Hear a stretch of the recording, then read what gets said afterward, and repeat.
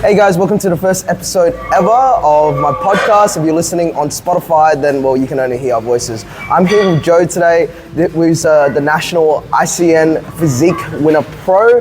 And yeah, we're gonna start the chat off with him and see how it goes. Let's go. So Joe, how you been? Congratulations on your new baby, by the way. Oh yeah, good. No, thank you. I've been very good. I've been getting a lot of sleep. I don't know about my wife. But thank you so much for that. I appreciate that. Yeah, of course. I saw on your latest post you're already, feeding him protein powder, getting him onto the Arnie books already. Yeah, trying to educate him. You got to start young. You just get him a dumbbell. Every year he gets older, you just add on 1 kilo. Yeah, every year. All right, cool. Well, I'm gonna start off with a couple questions for you. I guess the biggest one of all was how was your experience at this ICN comp? Okay, yeah. No, overall, it was great. It was a life-changing experience only because I was able to do it at this time of my life, especially with my wife being pregnant. Yeah, of course. And I guess ultimately the reason why I did it was to kind of rekindle that relationship with my passion. Yep. And it was as I said, it was a life-changing experience for me. It was a great experience as well because I got to meet a lot of like-minded people in the same sport, and that kind of motivated me to keep going and going, to see it through right to the end. Yeah, because I was gonna say raising 3 children now, and you have twins, right? The girls, yeah, and how old are they? Well, they're 3. They're turning 3. Sorry. And they're a bundle of fun. They're just, to be fair, you know what? That actually, how do I say? It actually motivated me more to fulfill the end of the journey, which was the ICN Nationals. But a lot of people were saying to me at first, "You're mad. What are you doing?" You got 2 kids in the terrible 2s, and you're going into a huge deficit. And it's like you're going to get moody, you're going to get angry, you're going to snap. But none of that happened actually. In fact, having the children around me, kind of passively annoying me and my wife, it actually made it it made me not as snappy or not as aggressive or. I'll be honest, you kind of just look too tired to be snappy. Yeah, it was a bit like that, wasn't it?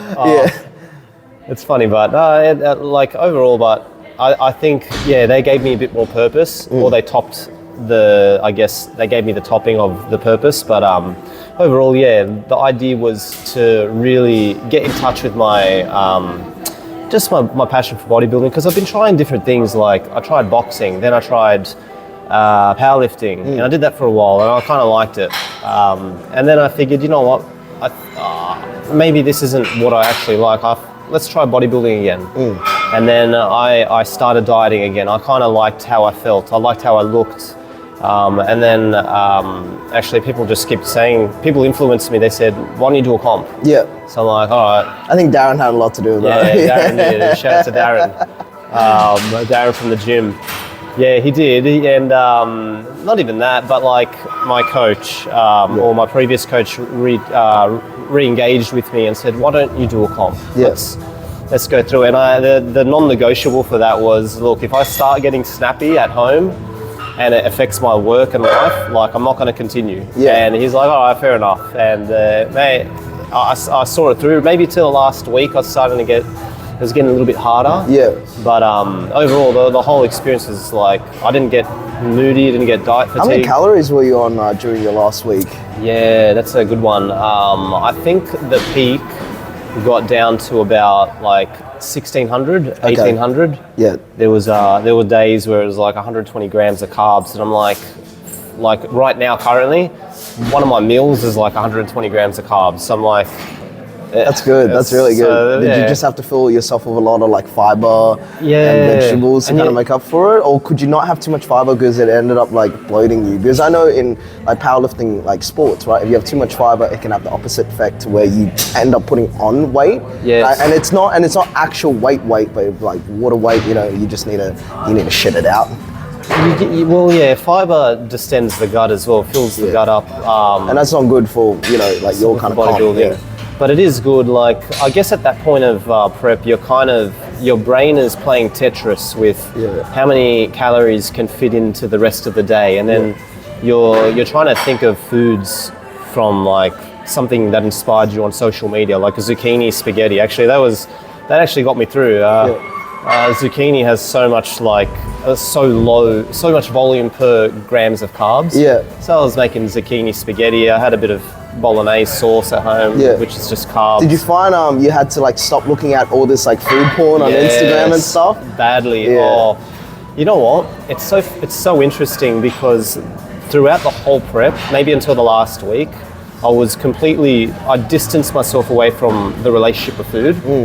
But it's like the last week, it's just like, when am I going to have that donut? Like the donut is more important than the victory or the competition or the end journey. It gets like that, but it's funny that you bring up with, and it's so funny, it's actually one of the questions I wanted to ask you. I know coming out of prep, like a lot of athletes in bodybuilding, their relationship with food is quite, it's on a fine line. So like for you, how did you find it coming out of prep, like rebuilding your relationship with food, like eating again, not having public calories? That's a really big question. How do I say? Okay, so it's been about, I'd say this is the 5th week. Yeah. Is it 5th week? 5th week out of nationals.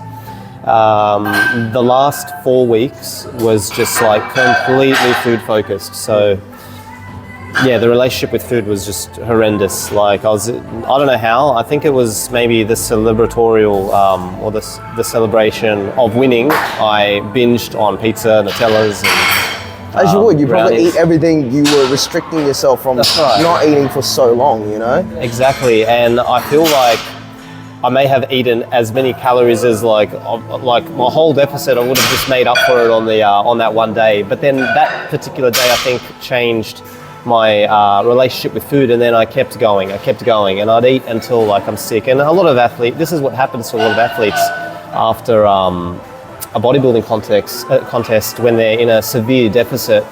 Their hormones also play up as well, their mind. Psychologically, it affects you. And you start looking for these comfort foods like chocolates, or if you've got a sweet tooth, if you're a savoury person, you're probably going to eat savouries, or whatever it is, you're just going to eat a lot of calories. And right now, I guess I've just overcome it slightly. Like I'll still have a few sort of like junk food sort of stuff, or meals I like, but I've made more structure now, which is good. It's so interesting the way you say like, oh, I probably put on the amount of weight that I've lost during my prep, and Tyson the trainer, our nutritionist, he's made a post saying like to put on 2 kilos of fat, you actually need to eat around like 14 whole pizzas. So unless, Joe, you ate like over 250 pizzas or something in the span of a week, which I know it's in your head, it might feel like you did, but I'm pretty sure you wouldn't have, you wouldn't have put back all that weight you've lost. No, not at all. I do think a lot of it would be fluid retention. Yeah, and it's also very mental, because I don't know about you, but I lost 17 kilos myself. My dietitian now, Val, she's pulling me out of my cuts slowly, and I know reverse dieting, like a lot of people have to say about that, but for me personally, the reason why we chose this route was because my relationship with food is kind of gone downhill as well. I don't know about you, but I was scared of eating. Yeah, now that I'm like slowly rebuilding my calories again, the moment I start going over, my normal like deficit, I start thinking like, oh my God, I'm gonna put on so much weight. That makes sense, I think, because you came from a different side of weight loss in general. Like you came from being like rather big to like reducing weight, reducing your body weight, and therefore you're scared to put that weight back on. But I've come maybe more from a skinny person bulking up and then cutting for a show, and then I kind of want to be bulked up all the time. Yeah. And then I think it's just different perspective. We also come from 2 different backgrounds. Like for me, I had to focus so much more on like performance-based sports because I'm in powerlifting. For you, it was more like, okay, I know you probably want to maintain your strength as much as you could, but for you, it's more just on your aesthetic more than anything. More or less, Yeah. Did you find that you lost a fair bit of strength during your prep? Yeah, maybe towards like, I reckon maybe about 2 months out from the first show, so probably about 8 weeks, I was starting to notice my SBDs, because I was doing powerlifting prior to dieting and competing, but then I reduced the volume of doing SPDs, and then slowly I noticed like my bench press would go down, and my squats and deadlifts, and mentally it's demoralizing, but you look back and you're like, okay, I've got a different goal now. Like my objective needs to change. I can't have all my eggs in one basket. So like, I guess that comes with maturity as well. I think a lot of people train, they want to be big, they want to be lean, they want to be strong, and you can't, like, you got to kind of prioritize one thing to be good at it. Yeah, because you kind of end up, if you try to spread yourself too thin, I said this before, you end up getting nowhere, you know? That's right. And it's really amazing that Chris, like the Sydney strength coach, like he's your coach, and he predominantly coaches in powerlifters. Yes. So how did you find like working with a bodybuilding coach and a powerlifting coach at the same time going into your prep? Because that's an interesting mix. It was actually. It was different for me as well. I didn't want to change from Chris because I guess I believe Chris is, how do I say this? Chris is really good at what he does. You're okay. You're okay, buddy. You're okay. Actually, no. You might have to. Chris is really good at what he does. Yeah. And I think it was more of something new for him as well. Which was good. And I wanted him to be a part of something different and something new. I don't know how to word it properly, but it was also a relationship thing. Like there's a lot of trust with Chris training me. Because you guys have been coaching together for a very long time now. Yeah, it was a while ago. It was about, how long has it been? It's been about 2.5 years, 3 years now. But I thought it was good to kind of bring him into this sort of sport and maybe get his hands into it. And then I had Paulo Baja from Athletic IQ. That was he's a master of that, so he knows how to prep people, and he's prepped a lot of people in the past. So I knew going back to him, which was who prepped me for the last comp, which was about 7 years ago. I knew we could get a result or a better result engaging with that. But and the last time I did prep with him, I did my own training and he did more my nutrition. So I figured let's tie the two, training and nutrition coaches together. And Chris keeps me accountable as well. So like, make sure the weights are not reducing, or make sure the RPE is staying the same. And that's why I found that. Do they communicate a lot with each other as coaches to help out with your program and prep? There were moments. I think more towards the back end of the prep, there was more communication because things had to be tweaked. My training, because essentially I'm not eating to train better. I'm training to, I guess, manipulate my aesthetics. And I'm training for nutrition, if that makes sense. I'm not eating to perform better. So there did have to be a few like training tweaks in accordance to my my prep. Well, it's really awesome that both your coaches were so open and communicative with each other, because I feel like that is definitely a huge bonus. It's always a bit sad to see when one kind of has a bit more of an ego and they try to like overtake that. But I know like both of your coaches, they're very, very intelligent men. They are, And look what it got you in the end. Like you did so much work, and I know it was super hard, especially with like 2 kids on the side as well. And I know, like, I remember reading your post saying, like, this is something you wanted to do for so many years. You wanted that pro card, and you got it. Like, it's crazy. I'm so proud of you, man.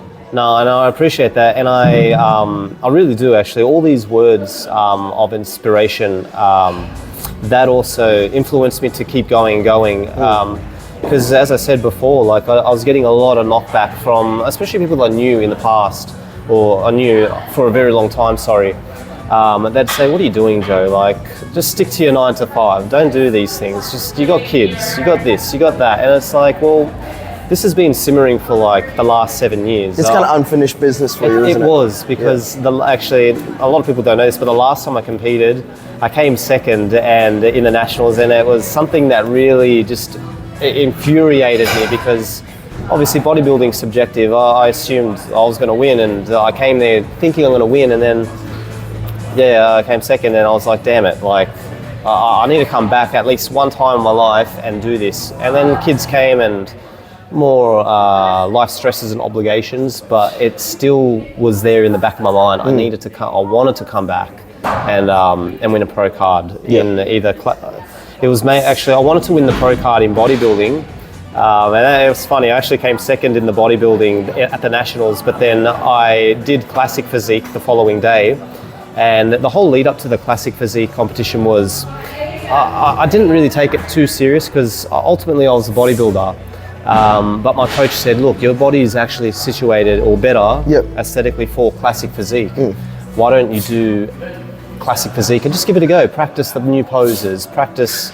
So I practiced, I can't say I'm a pro at it, but I mean, actually I can say I'm a pro at it because you got your pro card now, you know. The posing was just so different for me, but we nailed it and we did it, and we came and we bought the best package we could, and we ultimately got what we wanted out of that. Yeah. Look, man, I saw snippets of your show. Sorry I couldn't be there because I had work, but you know what? The whole Alpha team, the whole Alpha crew was behind you. We knew you'd get it. That's mad. You know? So in saying that, our time's almost up. I think I want to end this episode with this, is that if you have any advice for, I guess, people who have unfinished business in bodybuilding, or someone who's starting out and they don't know what to do, or they have, like you, children, 9-to-5 stress, all of the above, what's your biggest advice you can give to them? Okay, look, I mean, everyone's different, and I have approached people that have said, look, I can't do what you do, but they're in maybe a less sticky situation than I am without kids, but I think it's just more time management. I usually try to get all my training done in the morning, and my eating, I guess, can be done throughout the day. Everyone needs to eat, right? But my meal planning and prep gets done on one day, so I will prepare all that, knock it out in the freezer, and then pick as I go throughout the week. So I think time management, but the other part of that question was, what else could I say? I guess just if you've got something like a fire or a passion in you, like you gotta go, like just get it. Like life's too short to like just let it simmer and dwell and do nothing, you know. And that's kind of where it came from, and as well, like it's something that I didn't want to let go of, and before I died or before anything happened, you know, and before I got old even, and I couldn't. Maybe I can't do this in a year's time. I might be injured or something. Yeah, there were those thoughts as well. But yeah, I think you just go and get it. People got to go and get it. Inspiring words, man. Yeah. All right, well, it was lovely to have you on here. So in our next episode, I'll actually have Val the dietitian on. I know we touched briefly about, I guess, it would be considered as eating disorders and relationship around food. We're going to dive a bit more deeper into that. So Joe, if you want to chime in and have a listen to as well while you're rebuilding your relationship with food, I think it would definitely help. Oh, that'll be great. I would love that, actually. I'd love to listen to that. Yeah. It's probably something I need help with as well. I could always learn off people. Yeah. Awesome. Well, fantastic. Tune in next time, guys. Thanks, bro. Appreciate it. No worries.